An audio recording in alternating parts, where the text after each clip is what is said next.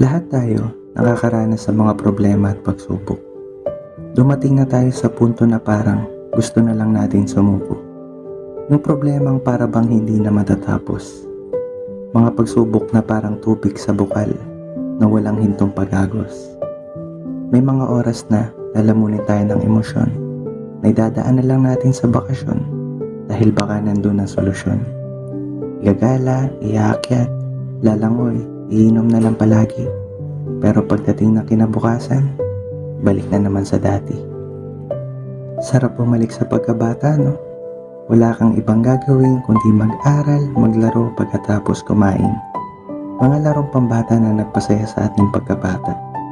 Ngunit habang tayo'y tumatanda na, nakakaranas